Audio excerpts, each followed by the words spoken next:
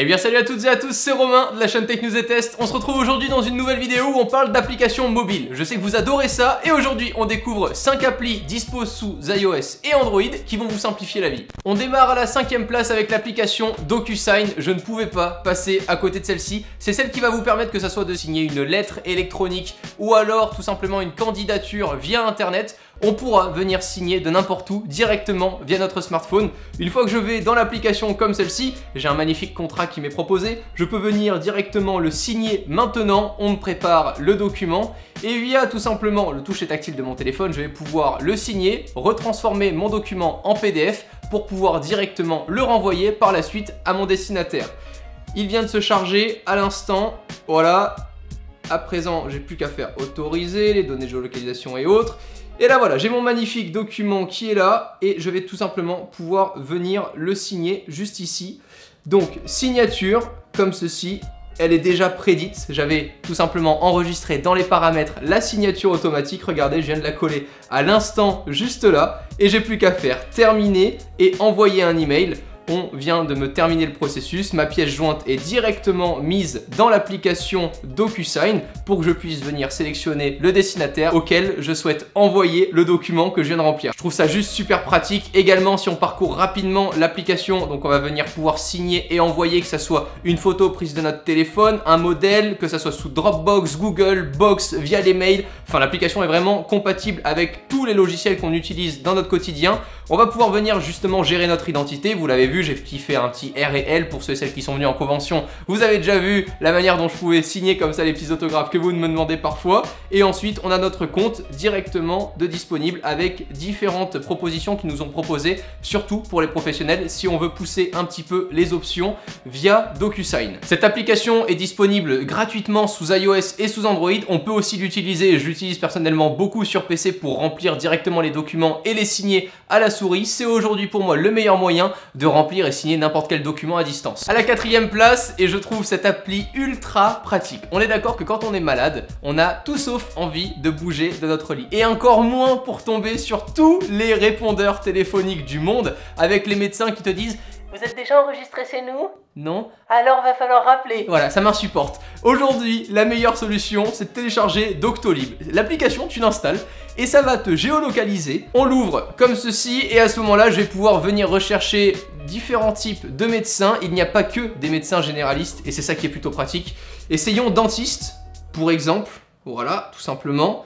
La ville, on va mettre une grande ville, histoire qu'on ait plusieurs résultats, que ça fonctionne très correctement dans la démonstration. Après, ça dépendra évidemment de là où vous êtes. Si vous avez que des vieux de plus de 70 ans qui soignent dans votre ville, je doute qu'ils soient inscrits du coup sur Doctolib. C'est un peu, voilà, l'aléa de cette application-là, c'est qu'il faut quand même rester un poil connecté pour trouver des disponibilités. Et voilà, à ce moment-là, si je me trouve par exemple dans le 15e à Paris, je peux venir voir, voilà, Docteur Rania, tout simplement, pour avoir un dentiste dès le mercredi 21. Là, donc voilà, je tournais cette vidéo il y a déjà un moment. Donc là, 3 jours après, je peux venir trouver près de chez moi, si j'habite dans le 15e à Paris, un dentiste sans avoir à bouger de mon téléphone. À la 3e place, et je pense que toutes et tous sur cette chaîne, on est fan de ciné, n'est-ce pas? De films au cinéma.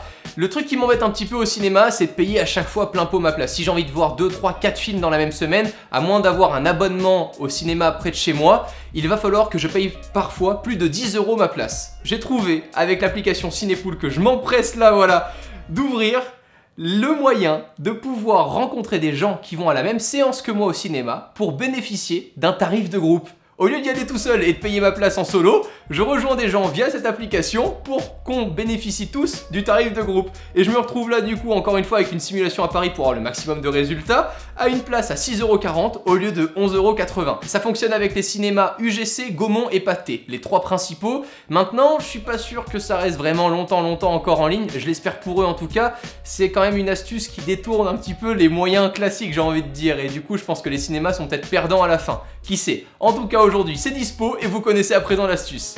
Et à la 2e place, Google Traduction. Si je vous le dis comme ça, vous allez me dire pourquoi il parle de Google Traduction, on connaît toutes et tous. Oui, sauf que il y a une petite option qu'on n'utilise pas assez souvent. Je pars souvent en voyage, j'ai cette chance là.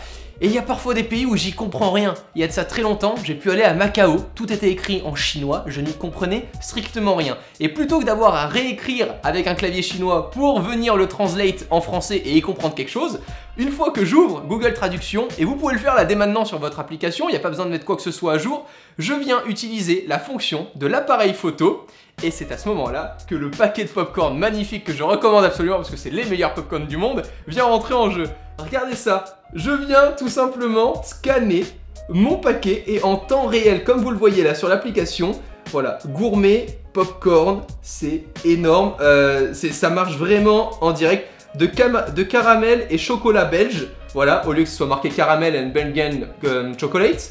Voilà, tout est remarqué en français. Je vais voir à l'arrière si ça fonctionne aussi sur des plus petits textes. Voilà, comme par hasard, ici, alors, qu'est-ce qu'on a ici?